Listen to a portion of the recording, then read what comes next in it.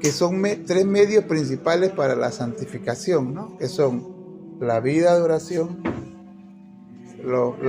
la práctica de las virtudes y la recepción adecuada de los sacramentos, ¿verdad?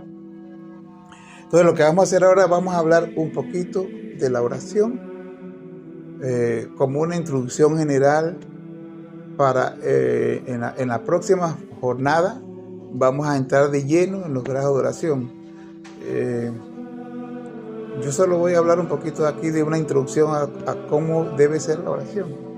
Para muchos santos, la oración dice que la definición de oración es una elevación de la mente, y porque es que la cosa comienza por la mente, tenemos que tener eso bien claro.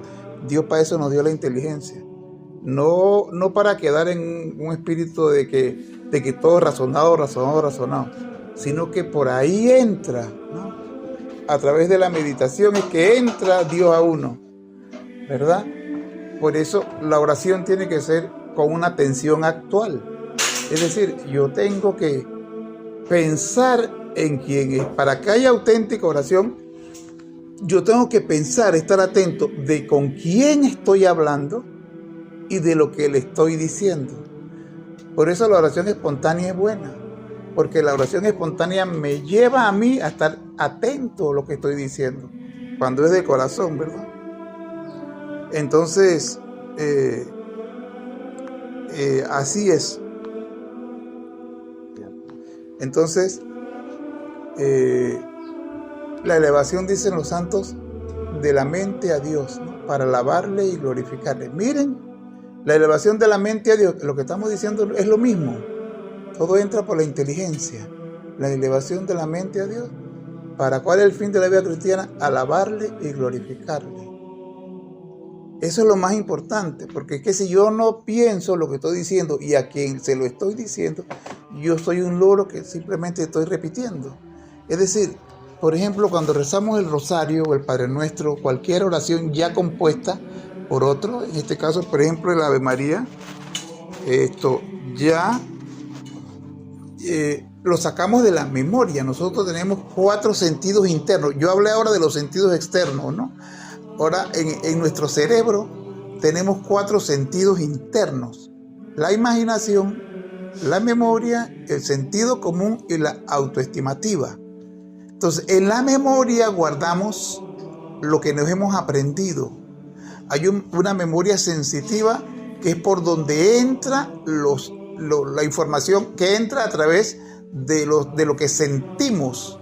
Si yo recuerdo, por ejemplo, el olor, dice, ajo, eso está mal, ajo, eso es sancocho, ajo, eso es marihuana, están fumando marihuana, porque el olor me entra por aquí y ese olor lo guardé en mi memoria, es una memoria sensitiva.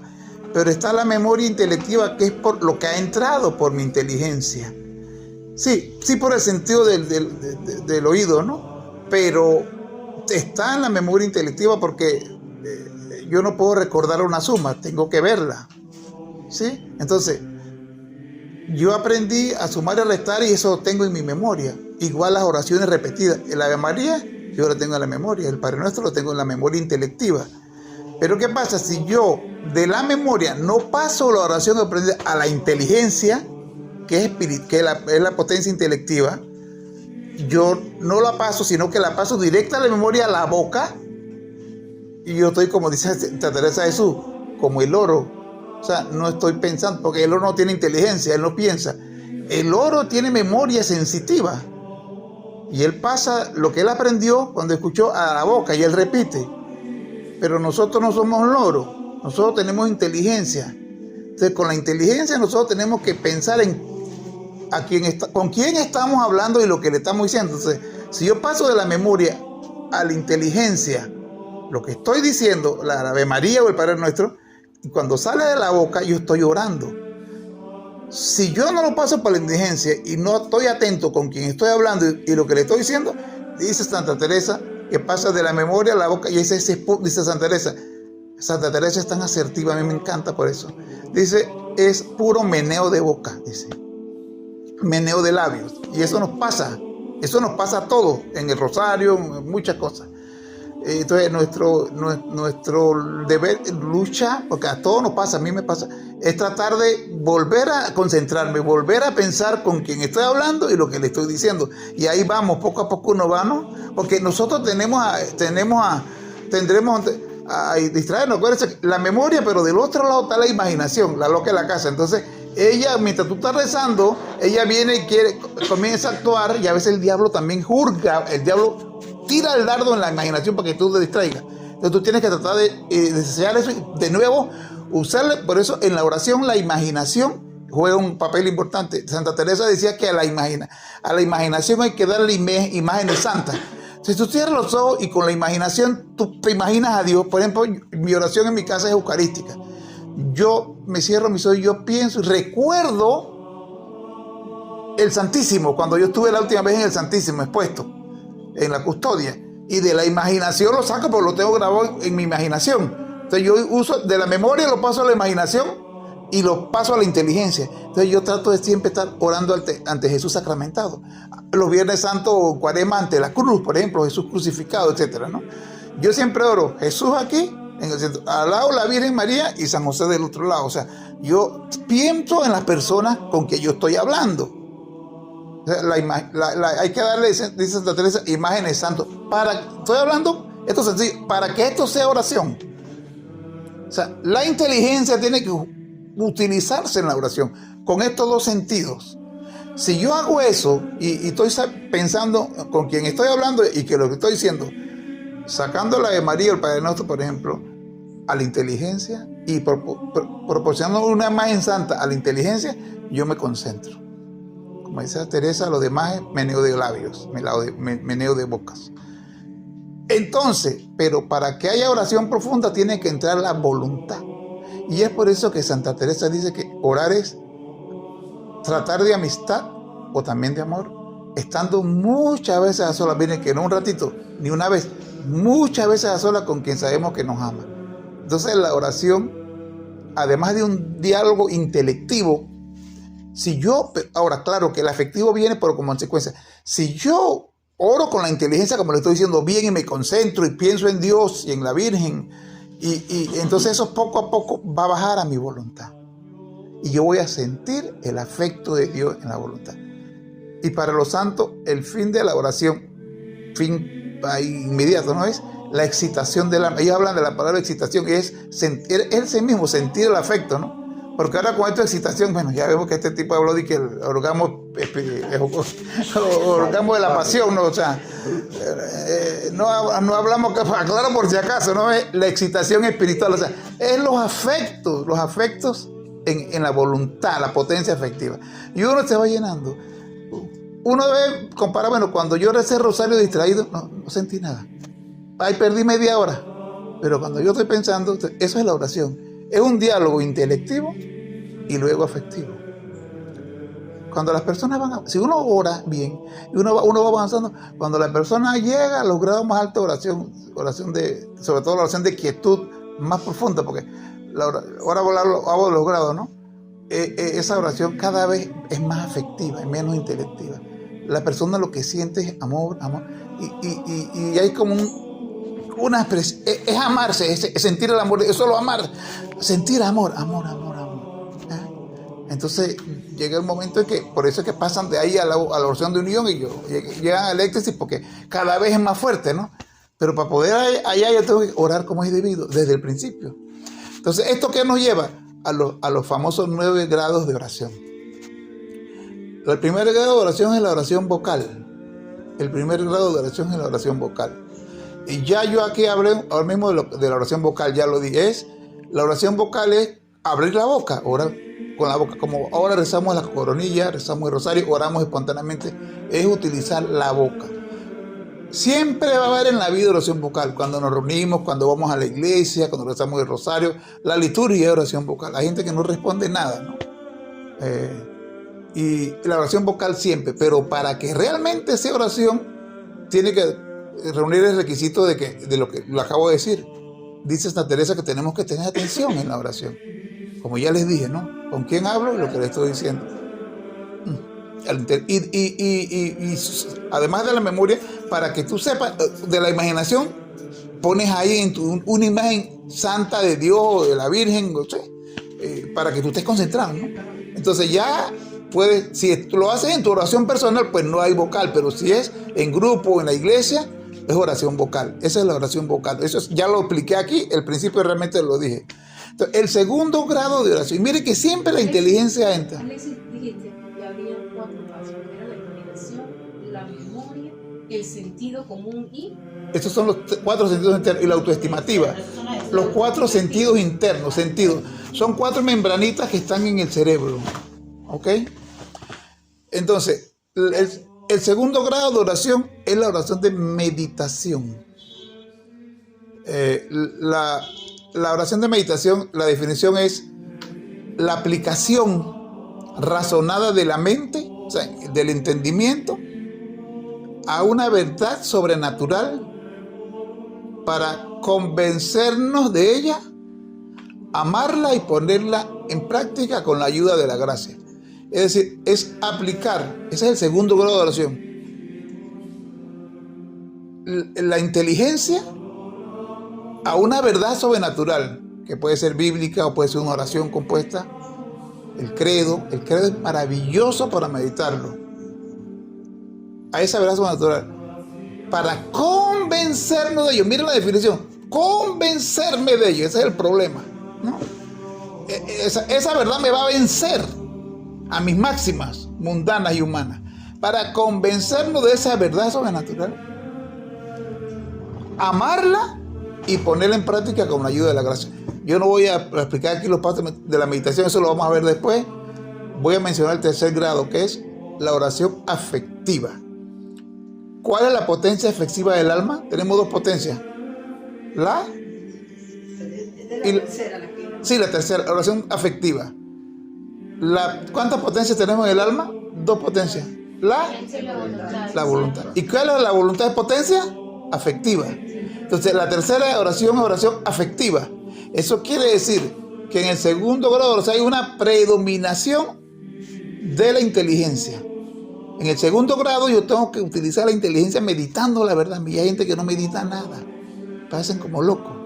Alabado. Y esa es la tentación de los carismáticos. Yo comencé en los carismáticos. Pero es que hace nada más, alabado, y canto y salta y baila y la saltadera y la cuestión. Pero nunca aterrizan. La oración auténtica se va transformando. Y cada vez va a ser más meditativa y más profunda. ¿Sí? Entonces, después si tú has meditado como Dios manda, has hecho el ejercicio, porque esto es, hay que obligarse, ¿eh? Esto hay que darle duro a esto. El reino de los cielos no es para vago o para gente que no tiene carácter. Gente que no quiere, no pone de su empeño. Sí, perezoso, exacto, esa era la palabra, gracias. Es para los que hacen el esfuerzo, dice el Señor, ¿no? Entonces, el tercer grado es cuando tú has hecho bien la meditación, llega el momento en que Dios te va a recompensar, ha visto tu esfuerzo y vas a comenzar a sentir afectos en la voluntad. Entonces, en el tercer grado de oración, la meditación se reduce. En el segundo hay que hacer mucha meditación. En el tercer grado, que es la afectiva, la meditación se va a reducir y ya tú con menos meditación excitas ya la voluntad, que es cuando tienes que ya sientes el afecto de Dios. En la voluntad, sí, la voluntad es parte del alma, ¿sí? En la voluntad, y ahí vas. Entonces, los mismos grados de oración tienen como su grado. La meditación cada vez debe ir haciéndose más corta, menos meditación, pero ojo, no tenemos que hacerla nosotros. El Espíritu nos va guiando a que tú ya medites menos, porque ya vas, el Señor quiere llevarte acá. Entonces, cuando ya comienzas tú a sentir el afecto, hay que tener director espiritual. Cuando tú ya comienzas a sentir afecto, ya tú sabes que tienes que meditar menos. Y se va meditando la meditación corta, se va cortando la meditación, porque el objetivo de la meditación es que tú existes tu alma y sientas a Dios, su afecto, ¿no? Y entonces ya si con menos meditación tú sientes, ya tú sabes que tienes que meditar menos. O sea, ya no te tienes que quedar ahí, porque ya citaste el alma. Eso es como el ejemplo que yo siempre doy, ¿no? Ese es como el niño que cuando tiene 9, 10, 11 meses que no sabe caminar, le ponen la andadera o la caminadera y el peladito. Pero ya cuando el niño tiene 1 año y medio, 2 años, que ya camina, la andadera le va a estorbar, porque ya el peladito tiene 30 años y él corre. Así pasa con la meditación. Si tú no vas y sigues meditando, Dios quiere llevarte más a a la parte efectiva, a otro nivel. Ese es el tercer grado de oración, la oración afectiva. Yo estoy hablando aquí de las características para que ustedes se motiven a orar más. Ya después, en la otra formación, voy a explicar bien cómo se hace cada oración. Ok, los pasos. Y el cuarto grado de oración es la oración de simplicidad. Los 3 primeros grados, vocal, meditación afectiva, entran parte en la vida ascética o con la gracia ordinaria. Es decir, todavía tú no has ido a la vía contemplativa, a la vía iluminativa, no has llegado allá. Entonces, estos son en la vía purgativa, es ascética. O sea, tú tienes que hacer el ejercicio, por ahí viene ascética. Accesi, tienes que esforzarte. Y Dios te va a recompensar. Y luego, el cuarto grado de simplicidad no es ni ascético ni de contemplación, es el tránsito. Es el tránsito. Entonces, la simplicidad, ¿qué se simplifican las dos cosas? Se simplifica más todavía la meditación con un Jesús, yo te amo, pero bien pronunciado, pensando en Jesús y pensando lo que está diciendo, con eso tú te excitas. A mí me gusta mucho rezar la letanía eucarística. Bendito sea Dios, bendito sea su santo nombre, pero pensándolo bien y pensando en la Eucaristía. ¿Sí? Cuando llega, bendito sea Jesús en el Santísimo Sacramento, ahí uno tiene que ya excitarse. O sea, cuando ya uno está en la simplicidad, con eso es suficiente.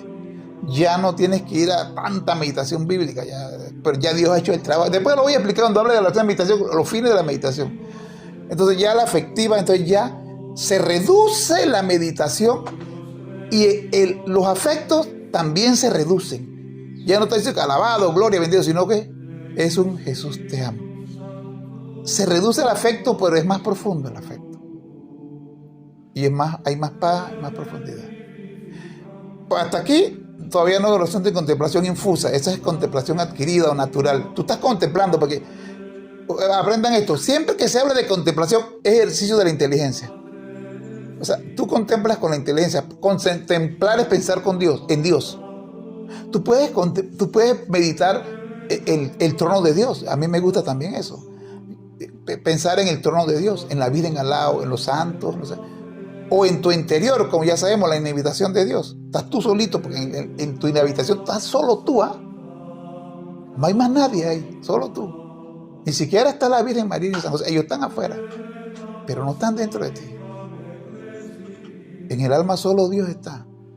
Entonces, tú meditas. Cuando tú llegas ahí, bueno, aquí después viene el tránsito, viene la noche oscura, ¿no? Y llegas luego al quinto grado de oración general, primer grado, que es la oración de contemplación. Entonces, la oración de contemplación se llama recogimiento infuso.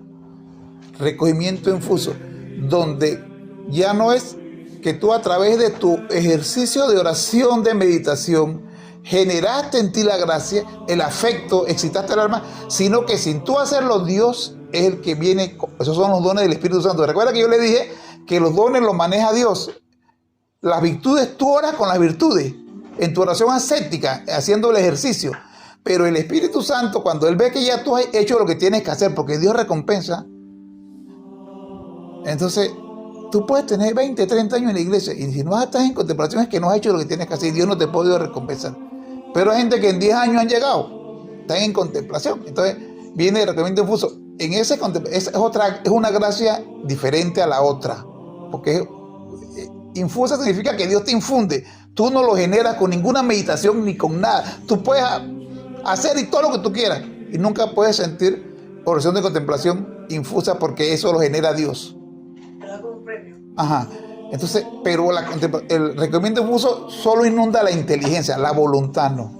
Solo la inteligencia. Y uno se queda ahí estático, siempre con la atención, siempre tratando de pensar en Dios, pero tú sientes que te vas dejando una luz que te deja y tú ahí te quedas. La oración de contemplación infusa, recorrimiento infuso, no dura mucho, puede durar 6 meses, 1 año, porque donde Dios quiere llegar a la voluntad, después de la oración de recorrimiento infuso viene el 6º grado de oración, segundo de contemplación infusa, que es la oración de quietud. La oración de quietud es una oración afectiva, pero infusa y más profunda. Acá afectiva, el 3er grado era oración afectiva, pero fruto de tu meditación. Acá es infusa y es más profunda. La oración de quietud. Entonces aquí el entendimiento a veces queda, la gracia no, a veces es suave, pero donde más predomina es en la voluntad. Es una gracia infusa. Los afectos son mucho más profundos, más deleitosos, que el alma a veces, aquí se dan 2 fenómenos místicos. Aquí comienzan los fenómenos místicos, la oración de quietud, que uno se llama embriaguez de amor y el otro se llama sueño de las potencias. Y Beto tiene sueño de potencia. ¿En qué nivel era que ella se elevaba? No, esa ahora lo digo. Entonces, la oración de quietud, el sueño de las potencias, eso lo explico después. Y la embriaguez de amor. Entonces, la oración de quietud está el entendimiento y la voluntad tomada por la gracia. Sobre todo la voluntad. A veces solamente la voluntad, a veces el entendimiento no, a veces las 2 cosas. Pero lo que predomina es la voluntad. Mire, siempre recuerden, el entendimiento, la voluntad y el alma acá abajo, donde está la gracia santificante. Luego pasa al 7º grado de oración, tercero de contemplación infusa, que es la oración de unión simple. En la oración de unión simple, no solamente la gracia llega a la inteligencia y a la voluntad, sino que toma las 2 potencias, los 2 sentidos internos que más le dan guerra al alma. También toma la memoria y toma la imaginación. Y ahí hay ausencia de distracciones. Entonces, miren cómo el Espíritu y cómo Dios con su gracia va avasallando el alma. Primero, en la oración de recogimiento infuso, toma el entendimiento. En el 6º grado, la oración de quietud, toma la voluntad.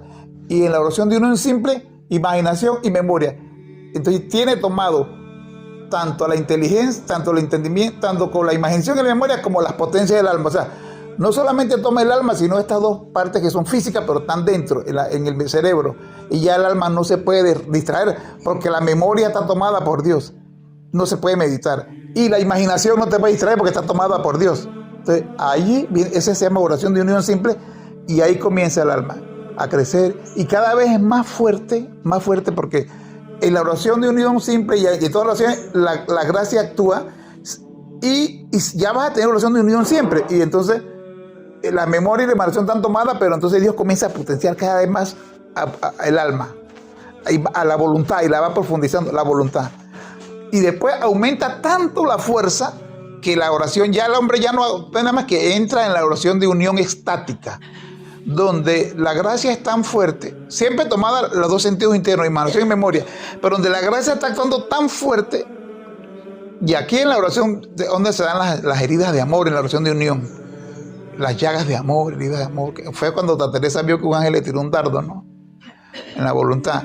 Entonces, es tan fuerte que el cuerpo de la persona ya no aguanta y puede desbaratarse, remontarse. Entonces Dios agarra el cuerpo y lo saca de las leyes naturales, porque y entonces entra en éxtasis.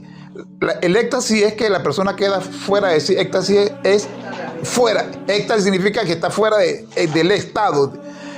Entonces, por eso es que el peso la persona se eleva, porque no pesa.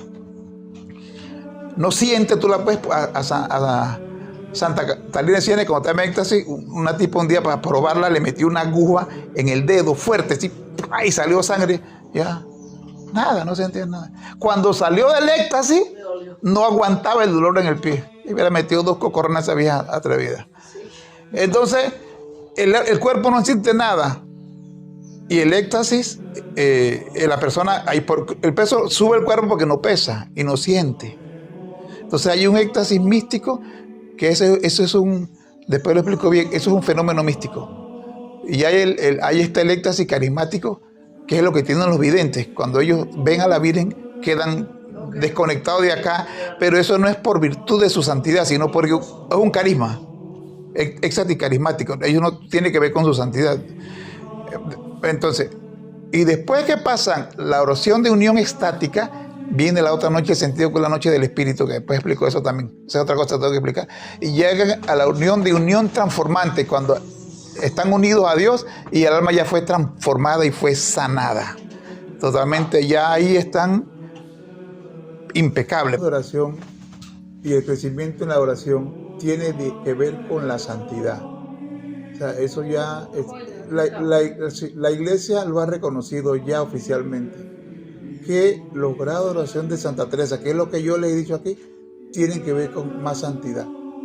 Cuando yo voy subiendo en los grados, yo soy más santo. O sea, Dios me va sanando y santificando más. No, una persona que está en el segundo grado de oración no tiene la misma crecimiento espiritual que el que está en quinto o sexto grado. Esa persona que está en quinto grado glorifica más a Dios, tiene más virtudes. Ahora, ¿por qué la gente no crece? Por dos razones. Porque no hace bien su meditación. Aquí, el toque principal es la meditación. La gente no crece en la vida de oración porque no quiere meditar, porque es perezosa en la vida de meditación. Entonces, y la segunda es la vida activa. Es decir, yo oro, pero hay una dicotomía entre lo que yo oro y lo que yo vivo. Entonces, ¿qué pasa? Mi vida activa, si yo pierdo la paciencia, si yo actúo con ira, si yo soy chismoso, si yo esto o lo otro, si soy lujurioso, si soy guloso, si yo no vivo la práctica de las virtudes, mi oración se viene al traste y no crezco y ahí me quedo. Por eso, recuerden cuáles son los tres medios de santificación: vida de oración, práctica de las virtudes. Es que la práctica de las virtudes es otro medio de santificación.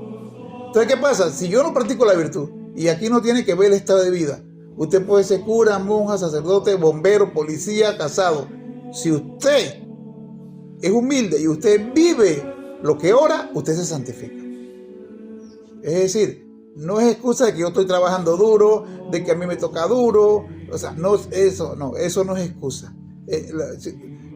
Sí, uno físicamente se cansa. Yo me canso, mi esposa se cansa, todos nos cansamos.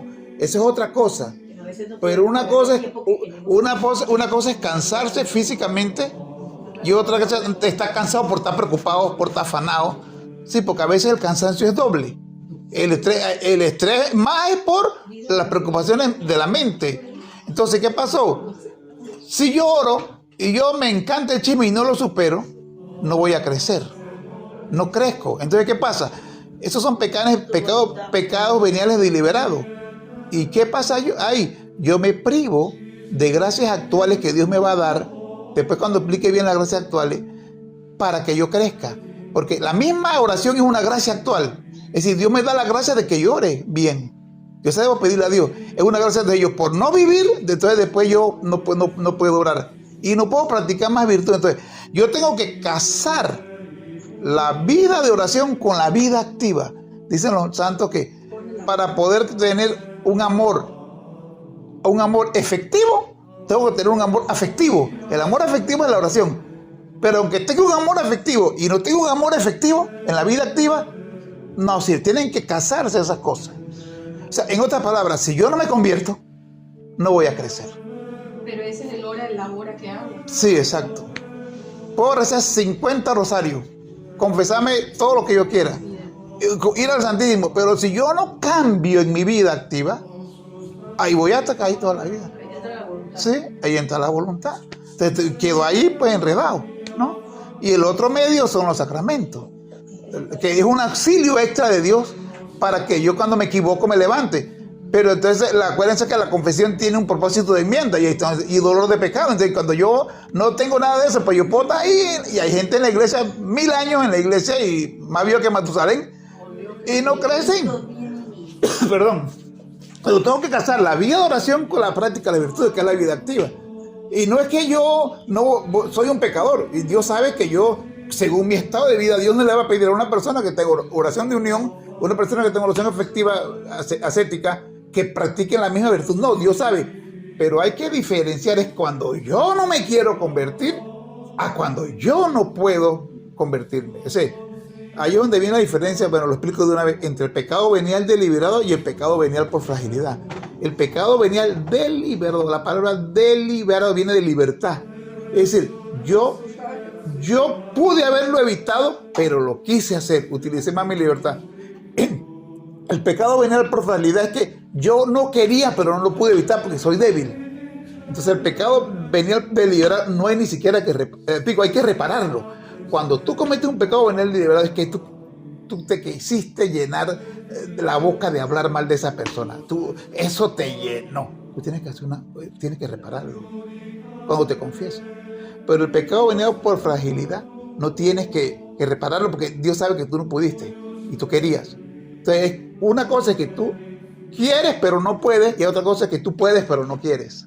Entonces, otra cosa, si yo no reparo ese pecado venial deliberado, entonces me privo de gracias actuales. Cuando hable bien de la gracia actual van a ver, hay gracia actual preveniente, correctiva, etc. ¿No? Y la misma oración, o sea, aquí la gente, por ejemplo, tú estás orando y aquí digo una cosa, hablando de la vida de oración, la gente dice que yo oro por esa persona todos los días 20 rosarios y esa persona se va a salvar. No. O sea, yo lo que hago es cuando yo oro por esa persona, yo estoy incrementando que esa persona reciba muchas gracias actuales, muchas más que por el que no ora. Entonces, pero Dios no lo puede obligar al que se convierta y se salve. Pero lo que sí, la ventaja que él va a tener es gracias actuales. Mire, una de las testimonios, humildemente lo digo, son mis hijos. Yo con mis hijos trato de darles testimonio. Desde que cada uno de los tres estaba en el vientre de su mamá, yo he orado, nosotros hemos orado por ellos, con mi esposa y yo, todos los días. Yo siempre he orado por mí, desde que tenía un día nacido, que crezcan conociéndote y amándote. Que crezcan. Y yo le digo a ustedes, yo a ninguno de los tres los senté para evangelizar.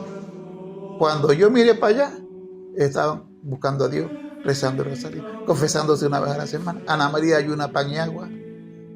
O están sacando a Dios, se interesaron por las cosas de Dios, buscando, están entregados a Dios, sin que yo les hablara la oración. Eso se llama, ellos recibieron mucha gracia actual.